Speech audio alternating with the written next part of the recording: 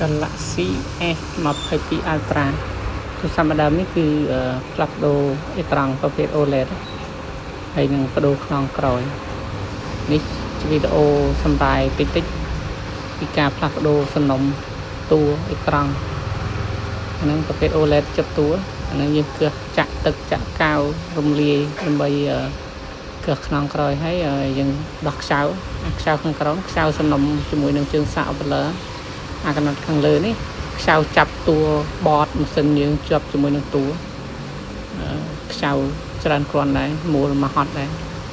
ដោះខ្ចៅហើយយើងដកជើងស៊ីមចេញហើយយើងគឿសអាខ្សែហ្នឹងគឺ wireless charge ហ្នឹងមានខ្សែស្នាប់វា2យើងគឿសស្នាប់ហ្នឹងមកយើងដកវាចេញទៅហើយគឿសស្នាប់ថ្មស្នាប់ខ្សែអេក្រង់ហើយនឹងស្នាប់ជើងសាកហើយមួយខ្សែទៀតដូចជាស្នាប់ខាងសេវាហើយប្រទេសលើនឹងប្រទេសទៅមួយសេវាដែរយើងដកចេញទាំងអស់និយាយរួមទៅ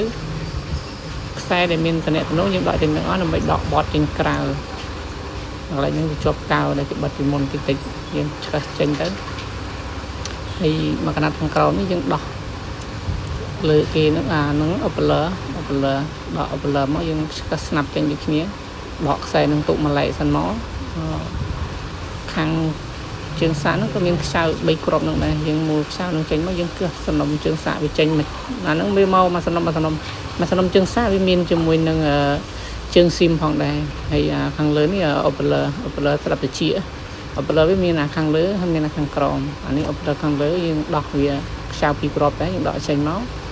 ហើយបន្តមកទៀតយើងដោះថ្មខាងលើចាក់ទឹកវាកៅតិចមកឆ្កឹះថ្មចេញថ្មនេះជាមិនសូវជាប់ណែនដែរដោយសារថាអាចនឹងគេធ្លាប់គោះពីមុនដែរអញ្ចឹងណាយើងចាក់កាបន្តិចដកមកភ័យព្រុយតួសបកហ្នឹងដូចជាធ្លាប់ប្រឡើងពីមុនម្ដងហើយអញ្ចឹងអានេះវាចាប់ដើមយកអេក្រង់ថ្មីមកបកស្នាប់បកស្គុតចេញមកយើងចាប់ដើមតម្រៀបចូលទៅវិញចាប់ Opler ហ្នឹងមុនគេមកចាប់ខ្ចៅចូលទៅវិញ2គ្រាប់ហើយចាំយើងដាក់ខាងក្រោមមកជើងសាកសំណុំវាចាប់ខ្ចៅខាងក្រោមនោះ3គ្រាប់ដែរ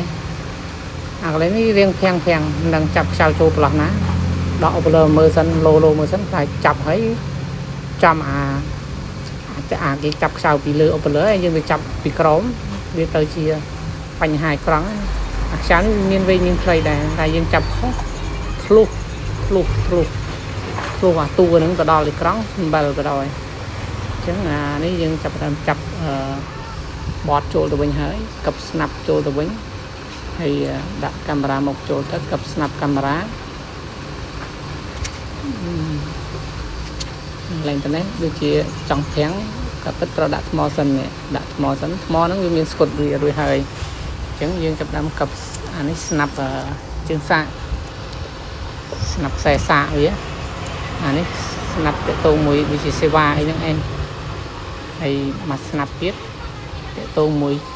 បញ្ចេញរូប connector អាហ្នឹងបញ្ចេញរូបពីតួទៅពីបតម៉ាស៊ីនខាងលើទៅ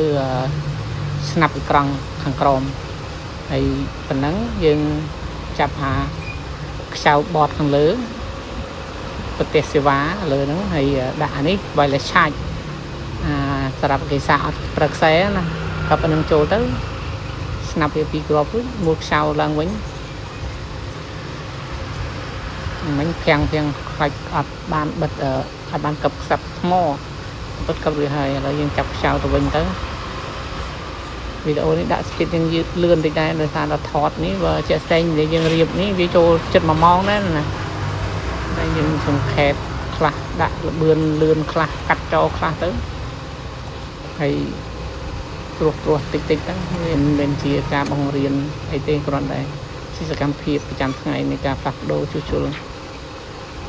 ខាងក្រោមខ្ចៅអត់មានឲ្យខ្វះទេហើយអត់មានឲ្យច្រឡំវិញខ្លីណាណីទេគឺ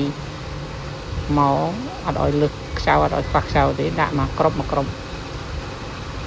ហើយសម្រាប់ចុងក្រោយនេះគឺយើង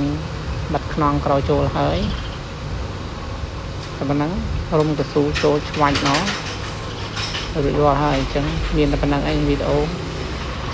មក ព្រឹកដែរថ្ងៃត្រង់បើកតូមកដាក់មកដើមហ្នឹងដល់ថ្ងៃត្រង់ល្មមជួយយល់ហើយអរគុណ